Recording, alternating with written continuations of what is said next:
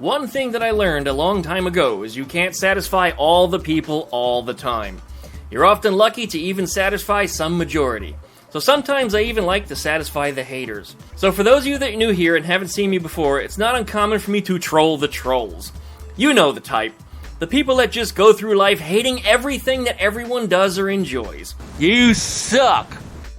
Well, I like to give these people a false satisfaction to see that I have failed, and the opportunity to say, I told you so!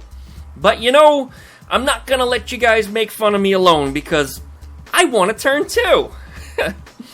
Only one person called me out on what I did in the last video, and that's Captain Spicy. Congratulations to you. Even my closest local friends even believed what they saw. You're the only one that stood out, so please give him a subscription because this guy knows me too well. So did I fail at the weight balance on this vehicle? No, I didn't. Whoop! What you can see here is the balance point of this platform lies right at the torsion bars. Exactly.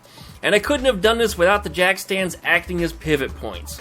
And for those of you that want to know why the engine is covered, well, it's because rain was in the forecast. Nobody was standing on the engine as had been suggested, and even if someone was, it wouldn't have made any difference at all. It's all about that balance point and where I put those jack stands. Recently, I asked around to some trike builders, and they suggested that the balance point of their machines was about halfway between the torsion bar and the rear axle, or approximately the front of the transmission. So my balance point is actually several inches ahead of most trikes, and the previous video was actually shot without the battery or any of the accessories installed that I do plan to add up front.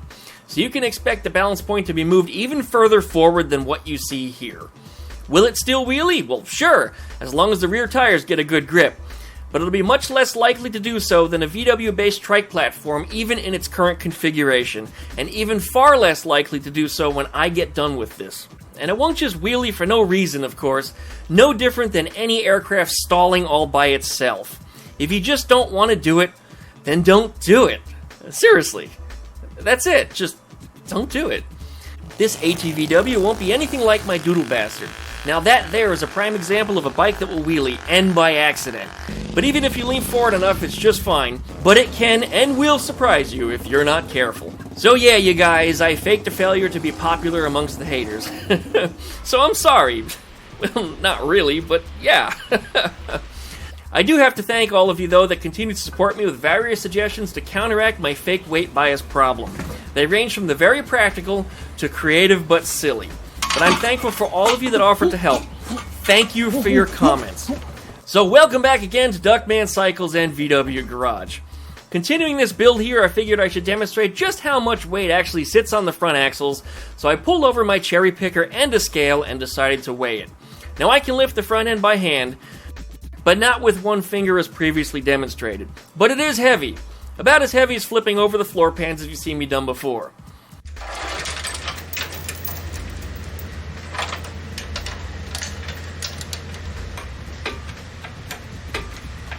Well, there's your answer. It comes in right around 250 pounds. And here's the answer with the battery in place.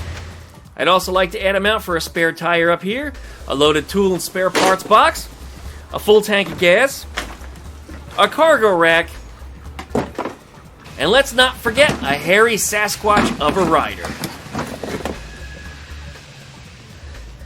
A lot of things will be mounted further forward, so I get even more points for reasons of leverage. There will also be things like headlights, a front bumper, the mount itself for the spare tire, and maybe even a cargo rack of some sort like most ATVs have. I gotta have a place to mount my cooler, which has been suggested to me, so that way I have proper drinks for the car shows or wherever else I might be going. Then the balance point will move much further forward, and it's beginning to get close to the center of the chassis. Now for those of you that are sitting at home and screaming at my video, here's the weight of the chain that I used. You may subtract that from my totals, but the difference is quite negligible. So do you think there's still going to be a problem? I don't. Welcome back to Duckman Cycles and VW Garage. I'm your host, the Duckman. And this is... that chocolate donut you dropped in the mud, but hey, 5-second rule, be McQueen. You can't tell where the chocolate, you can't tell where the mud ends. Bite it. Just spit the grit. That's all I gotta say. We don't waste food around here. No, we don't waste food around here. I've got quarantine 15, boys. Oh man, yeah, if only 15. Anyway, right here behind us, we got the ATVW Hondub Fore5skin. As you guys have been watching me building up, rubbing my hands together because I'm so excited to get on down to working on this thing. Last week, you saw me mount an engine in there. Of course, it's just for test fitting at this point, just for mock-up. But that was the purpose I put it in there, just to see if things are getting fixed. Some people, of course, don't understand that concept, no matter how many times I said it in the video. You're like, well, why did you put heater boxes on it then? Well, clearly it came with the heater boxes on it. It's junk in the yard. Let's just stick the damn thing on. But we'll change out the exhaust when we get that far. I have a Baja exhaust with a high snorkel tailpipe on it. Yeah, it literally sticks up like that. And I've got one of them, so that'll go on the back there once we get that far. It's sitting, I can see it from where I'm standing here. It's on the other side of the garage tent. So that will be going on here along with some J-tubes. We'll eliminate that problem, but that's going to be something for later. Nothing to do with now. Of course, if that engine doesn't run, why would I start changing parts on it? It doesn't make sense to do any of that. It's stuck. I sprayed some lube down in the cylinders. Let's see if it frees up. Maybe it will, maybe it won't. If it doesn't, we got something else. But we'll move on to that when time comes. Ducks are doing crazy shit over there again, like always. But we're going to go ahead and jump to work on here, see if we get this front brake working. I've selected a whole bunch of crazy parts for this thing, and it's stuff that's not meant to be assembled, that was never intended to be. And if I got lucky and things mesh like they're supposed to, maybe we'll have some brakes. Maybe? Maybe. Again, one step in the right direction. Anyways, thanks for watching. Don't forget to plug that dingle belly. You get updates every time I upload a video. Don't forget to leave a comment, likey, and the whole fun stuff. Check out duckshit.net for all my different social media links. You'll find B stuff up there. You'll find Ashland's, and you'll find mine. You'll also find stuff for Boomer the Duck and for Crash the Duck. Crash the Duck getting big. You probably saw on Monday's video in the Q&A. And if you didn't, go on back to VV the Duck VV's channel and check out the last video up there. Thanks for watching. I'll be back right after the intro.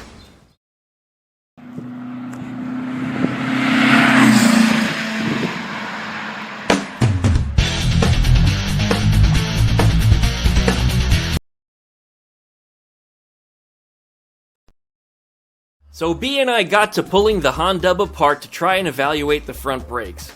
Earlier I did some math and determined the 14mm master cylinder from the Foreman should work just fine with the Volkswagen Beetle front disc brakes. I'm not sure if my math is wrong, as I'm skeptic. The Beetle's original disc brake master cylinder is 20.6mm, which is roughly 13/16 inches.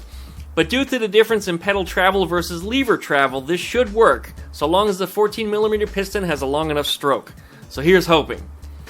The next problem we ran into is the motorcycle brake system uses brake lines with Banjo ends. These do not fit up against any of the Volkswagen parts. So I got to thinking, perhaps if I get the Banjo bolt with the correct M10x1 thread and tighten it into the stock brass VW brake T, this just might work.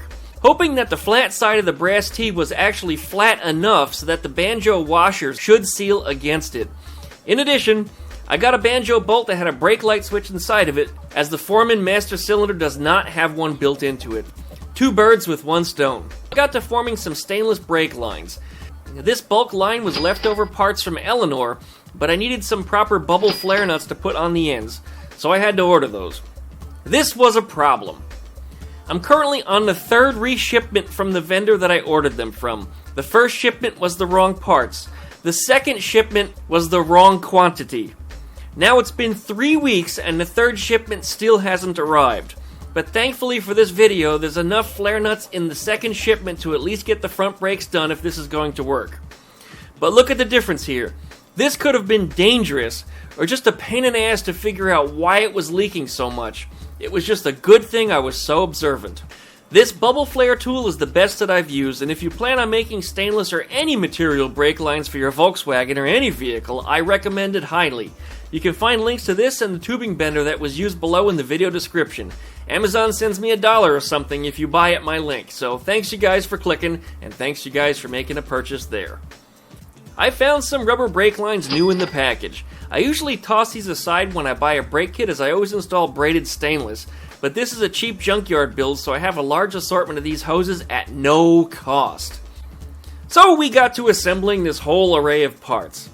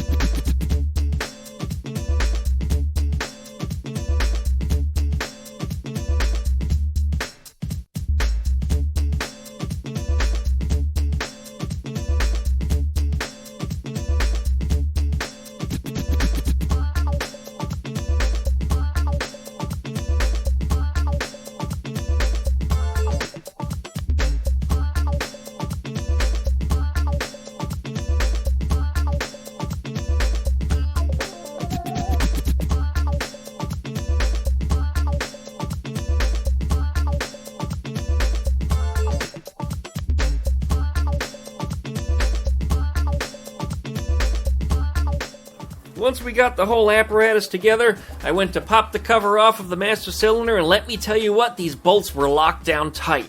Rusted. Penetrating lube usually wouldn't work on these kinds of bolts, and you just can't heat it, so I had to be extremely careful, yet forceful, to ram the screwdriver in so it doesn't cam out or wallow out the Phillips screws. After some work, they finally came free, and the cover was removed. I soaked up any old fluid from inside the master cylinder and poured in some new. I found a brand new bottle of brake fluid in the garage again, so no cost. Good news is that the bleeder valves down below on the calipers did their job and loosened up, and I hoped that the master cylinder would properly build pressure. It was at about this time that Boomer came to bite me in the ass. It was interesting to observe that both the brake lines are of equal distance, so it doesn't matter which side you bleed first in this case. Seeming that this was going to work, I grabbed a hose and container to continue bleeding. Everything seemed to be going well and the brakes built pressure. I topped off the master cylinder, cleaned the lid and returned it back, and wiped down any mess that I made. Squeezing the brakes felt great. But the discs needed some resurfacing, which I forgot to do earlier. They were just so extremely rusty from having sat outside for so long. This is where I thought I was done. And when I realized when I went to push the bike out of the way that the front wheels were locked up. Two thoughts went through my head simultaneously. Maybe it was because of the rust on the discs, or possibly this master cylinder has a residual pressure valve intended for drum brakes, as that is what the Foreman originally had. So I first removed the wheels and cleaned the surfaces with a worn-out flap wheel disc. That will take down the rust and not destroy the disc surface underneath. This did a great job and I put it all back together. The wheels were turning good, but upon trying the brake, it locked up hard and both wheels stayed that way yet again. I knew I had an early Hayabusa 16mm master cylinder from in the garage, and according to my math, that should work too, but be a little bit stiffer. This master cylinder was intended for discs, so it should not contain a residual pressure valve if that was the problem. So I installed the Hayabusa part and bled the brakes once again. But wouldn't you know it, the damn wheels were locked up again, but this time not as badly. Off camera I got very pissed off, but then I realized the old calipers on here were probably also rusty and not retracting properly. They came off of B's Karmann Ghia the same with these discs and have been sitting outside for about 10 years. I cleaned the rust off the pistons inside the calipers and reassembled them, and now they seem to be working well. The master cylinder feels a little stiffer than the previous unit as I expected, but it should still be fine. They feel like they should work, but a proper rolling test would be the only way to verify.